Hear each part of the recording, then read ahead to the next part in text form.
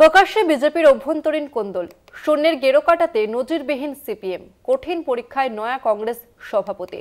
২৬ নির্বাচনের আগে কোথায় দাঁড়িয়ে বিরোধীরা, দেখুন। বছর ঘুরতেই বাংলার বিধানসভা নির্বাচন, তার আগে একাধিক সমস্যায় জর্জরিত বিরোধীরা, যা এখনই মেরামত করা না গেলে আরও একবার মুখ থুবড়ে পড়তে হবে ২৬-এ।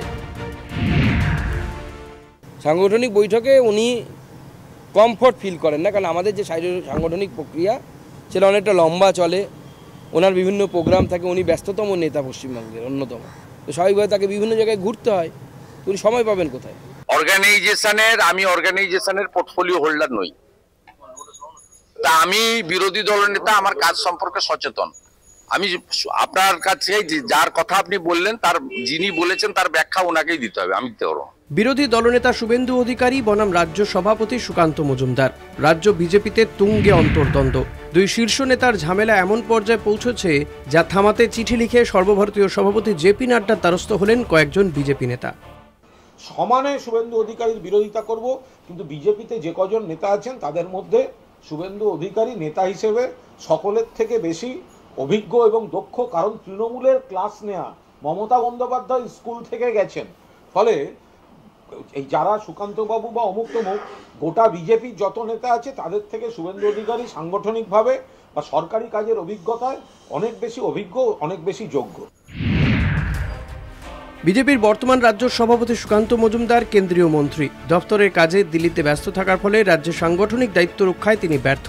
তাই পার্ট টাইম সভাপতি সরিয়ে পূর্ণ সময় সভাপতির দাবি বারবার উঠেছে বিজেপির অন্দরে। দলের পর এই বিষয়ে সিদ্ধান্ত হতে পারে বলে জানা যাচ্ছে সূত্র মারফত। অমিত শাহের নির্দেশে রাজ্য জুড়ে সদস্য সংগ্রহ অভিযান শুরু করে পদ্ম শিবির।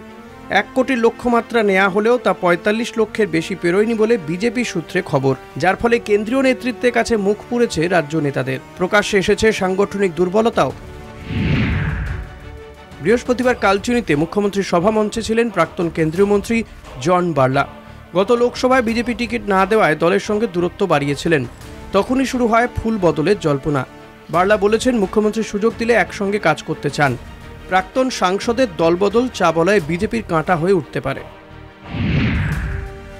শূন্যের গেরো কাটাতে নজিরবিহীন পদক্ষেপ সিপিএমের। জেলা সিপিএমের শীর্ষ পদে বসানো হলো আদিবাসী মহিলা নেত্রীকে। বাঁকুড়া জেলা সিপিএমের সম্পাদক করা হলো দেবলীনা হেমব্রমকে। এমন ঘটনা লাল পার্টিতে বিরল বলেই মত ওয়াকিবহল মহলের। তবে কি আদিবাসী মহিলা মুখকে সামনে নিয়ে এসে রাজ্য জুড়ে অন্য সমীকরণের বার্তা দিতে চাইছে বাম শীর্ষ নেতৃত্ব?